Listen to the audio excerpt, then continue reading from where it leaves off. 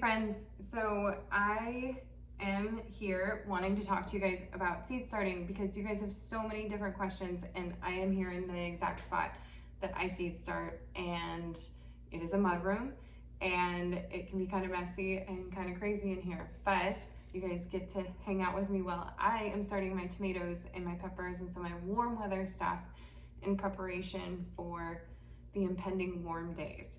And you guys are having so many amazing conversations about seed starting right now, and you guys have a lot of questions, and some of you asked if I would share how I do it. And then my hope is that you guys as a community all talk about this as well, because I have my ways and I'm always learning, and I want to learn from you guys too, but we all have different ways of doing things that are both successful, things we're trying, things that are new, things that we have done that didn't work. And I think it's really important to talk about that and to have those conversations. So I am just going to talk through how I do it. I'm also going to go through how to use the seed starting chart that's in the downloads, and also really quickly how you guys can actually look at the back of your seed packets and how to read them in some way, because I think some of you also have some of those questions that are beginners. So, because for some of you, this is your first time doing this, and that's intimidating, that's a lot. So I'm just gonna start off and kind of show you a few things to help you get there. Some of the materials that I use specifically is, one, you have to have really good light, right? So I have these south facing windows here. It's nighttime right now, so it's not as bright in here as it normally is, but they're all south facing, so they get plenty of nice warm light. The floors in this room are actually heated, so it kind of acts almost like a greenhouse a little bit sometimes, and with how warm it can get in here at times, which is nice. The other things that I have are certain containers. I like to reuse things that come into our house, and this is one of them. We get these, sometimes we get apples in the off season for the kids from Costco, and they come in these like awesome plastic containers, which could be seen as very wasteful, which I agree with, but they actually act as beautiful mini greenhouses, and I have saved all of them because they act as such great things to start seeds in, especially these warm weather veggies that need that. So I am just in love with these. I then also have like saved trays like this, and I have these little peat cups, and I just reuse the peat cups. I don't actually put them in the ground because I find that they root bound the veggies, but they're really great to reuse, and then they're also biodegradable, which is wonderful.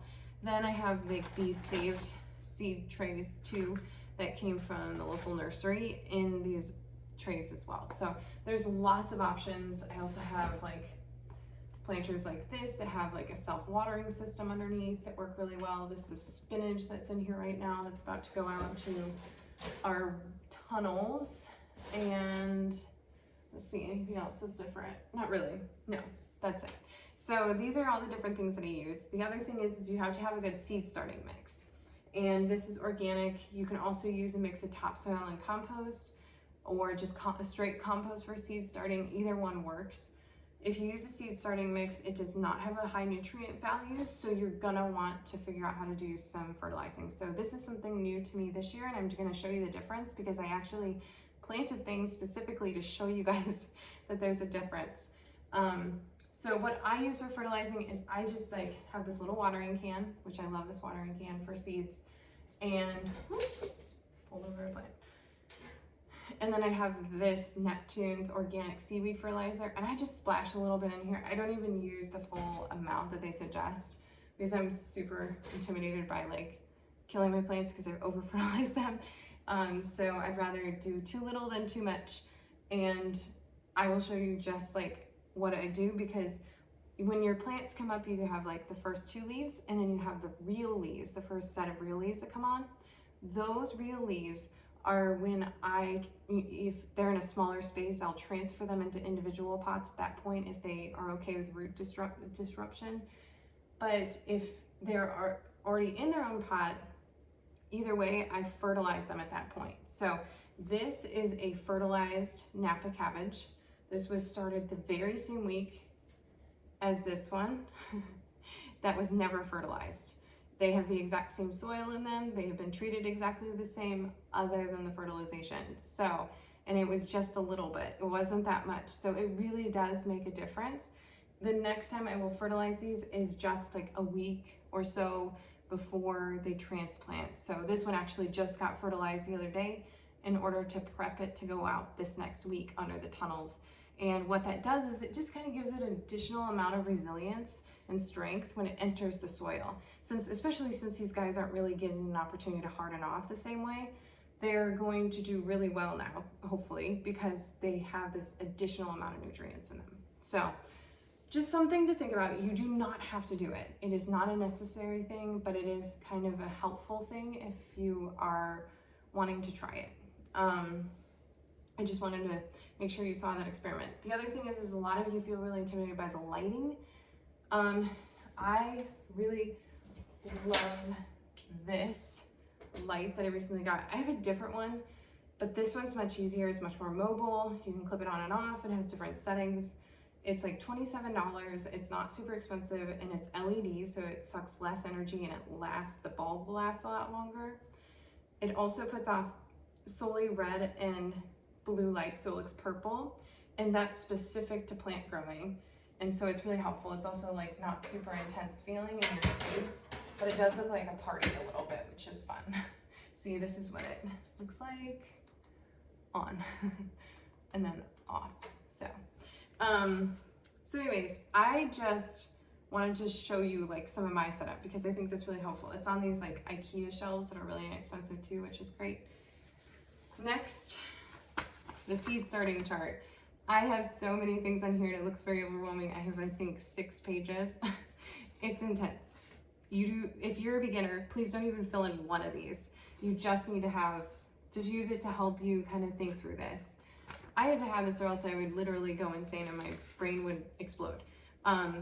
But basically all you're doing is you're using your hardiness zone or your garden zone to understand when your last frost date is. For me, it's May 20th. And then your first frost date, which is for me, October 15th. Now, that time is not like a sure thing. I can tell you that from experience. That is a rough thing. You need to really closely watch the weather. I like to watch it 2 weeks out because it really gives me an idea of what's happening.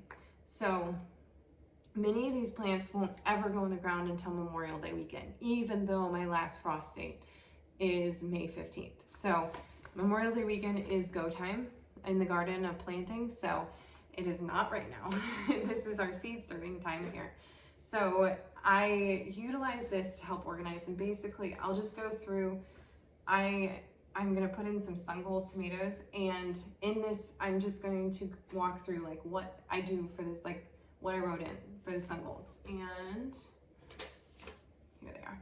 So this is my seed holder. So for sun golds, I went through, I put the name in there, I said tomato, sun gold, indoor start, yes it is. Number of weeks prior to frost, 6 to 10.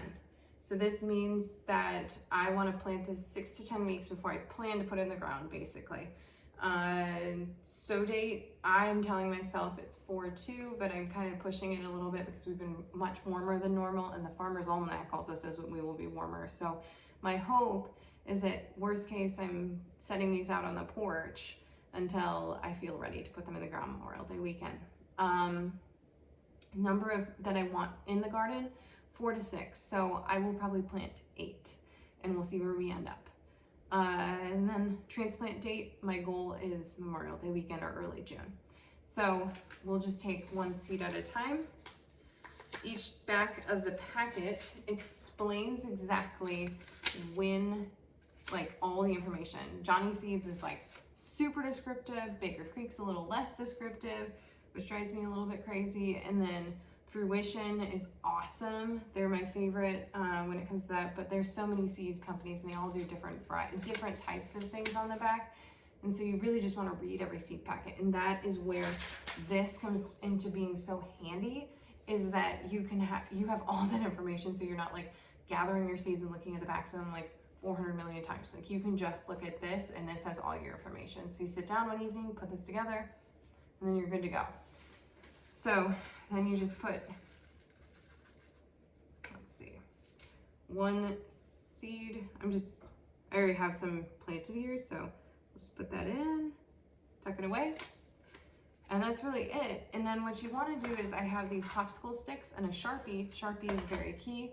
And then I'm just going to write Sun Gold because I know that that's a tomato. And I stick it in there, give it some water, and tomatoes are going to need some heat. They definitely are going to need heat in order to germinate because I think they don't germinate until the soil temp needs to be between 75 to 90 degrees. That's very warm compared to a cabbage, which is like 50. So these cold weather plants aren't going to need that heat to germinate. So these will need light, or they're going to need a heat mat. Most likely I could even lay them on this floor and they might get to a temperature that would be close enough with some light on a warm day. So it's gonna be tricky. We'll see how we do it this year. I haven't had problems in the past, but you never know. So let's hope it works. If you guys have any questions, leave them in the comments. Let's start a good conversation. Let's learn from each other because that's what we're all here to do. And yeah, let's hear what you guys are starting too. I'm really excited.